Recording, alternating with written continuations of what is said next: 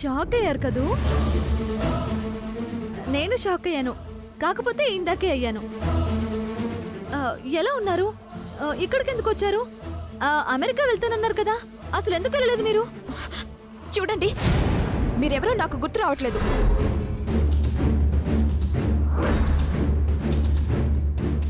అవునా? ఎన్ని క్లూలు ఇచ్చినా మీరు గుర్తుపట్టలేదా? అదేనండి, మా ఆయనకి నడుం మీద కత్తిపోటు పడితే మీరే కదా సర్జరీ చేశారు. అయ్యుండొచ్చు. నా ప్రొఫెషన్లో కొన్ని వేల మందికి ట్రీట్మెంట్ చేసుంటాను. అందులో మీ వారు ఒకరు అయి ఉంటారు. ఎనీవే, నన్ను గుర్తుపెట్టుకుని పలకరించినందుకు చాలా థ్యాంక్స్. ఉంటానండి. అది కాదు ప్రియా గారు, మీరు ప్లీజ్, నేను చాలా బిజీగా ఉన్నాను.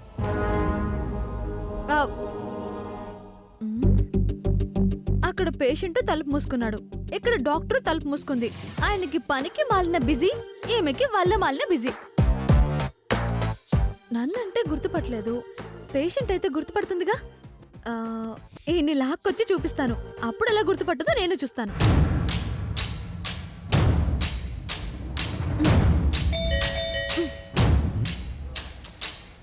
అబ్బబ్బబ్బా, వచ్చిన దగ్గర నుంచి కాలింగ్ బెల్ ఎవరో ఒకరు కొడుతూనే ఉన్నారు.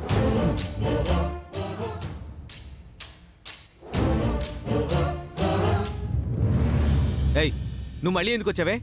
మీకు సర్ప్రైజ్ అండి. ఏంటి? అవునండి, ఈ గదిలో డాక్టర్ గారు ఉన్నారు. అయితే నీకు మెంటలుందో లేదో టెస్ట్ చేయించుకుంటావా? అయ్యో కాదండి, ప్రియా గారండి, డాక్టర్ ప్రియా గారు.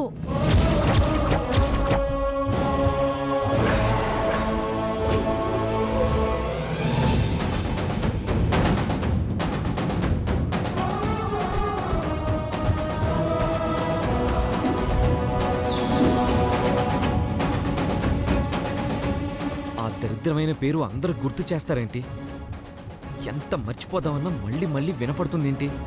పాపమండి, చాలా మంది పేషెంట్స్ వస్తూ పోతుంటారు కదా, అందుకని నన్ను గుర్తుపట్టలేదండి. మిమ్మల్ని చూస్తే ఖచ్చితంగా గుర్తుపడుతుంది. రండి, మీ నడు మీద గాయం చూపించి ఖాయం చేసుకోమంటాను. ఏయ్,